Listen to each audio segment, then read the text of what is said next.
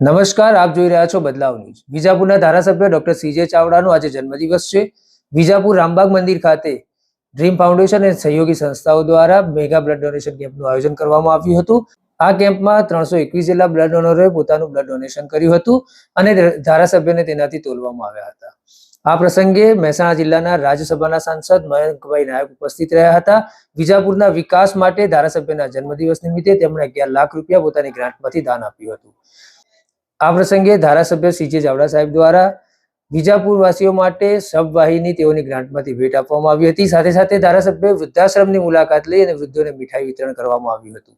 Giant group દ્વારા આયોજિત બાળકોને મફત શિક્ષણ આપી રહ્યા છે તે સંસ્થાની ધારાસભ્ય દ્વારા મુલાકાત લેવામાં આવી હતી અને બાળકો સાથે પોતાના જન્મની ઉજવણી કરવામાં આવી હતી।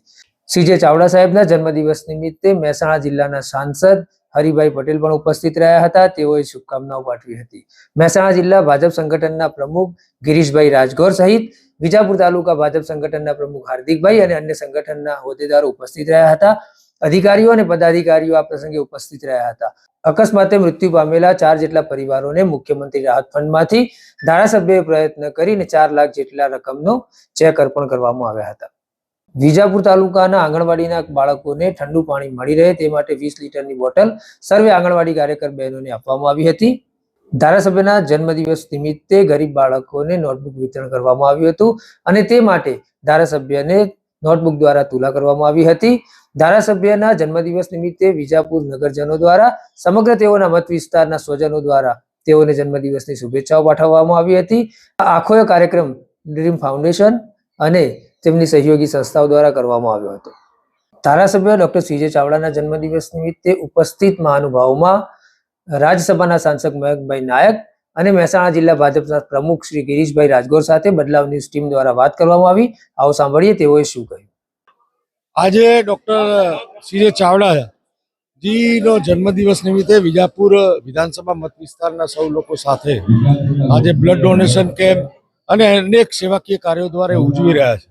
આજે એમના જન્મદિવસ નિમિત્તે આજે હું એમને શુભકામનાઓ પાઠવું છું અને ભગવાન સોમનાથ દાદાને પ્રાર્થના કરું છું કે એમની તંદુરસ્તી સારી રાખે અને જેઓ જનપ્રિય એમની જે છબી છે એ વધુમાં વધુ જનતાના કાર્યો કરી અને મોદી સાહેબના નેતૃત્વમાં આ વિસ્તારમાં અને આ રાજ્યમાં કામો કરતા રહે એવી ભગવાનને પ્રાર્થના કરું છું। આજે વિજાપુરના લોકપ્રિય ધારાસભ્ય શ્રીમાન ડોક્ટર સીજે ચાવડા સાહેબના જન્મદિન નિમિત્તે આજે શુભેચ્છાઓ પાઠવી અને વિજાપુર વિસ્તારના લોકો ખૂબ સેવા કરે એવી પ્રભુ એમને શક્તિ આપે, એમનું સ્વાસ્થ્ય સારું રહે એવી શુભેચ્છાઓ પાઠવી છે।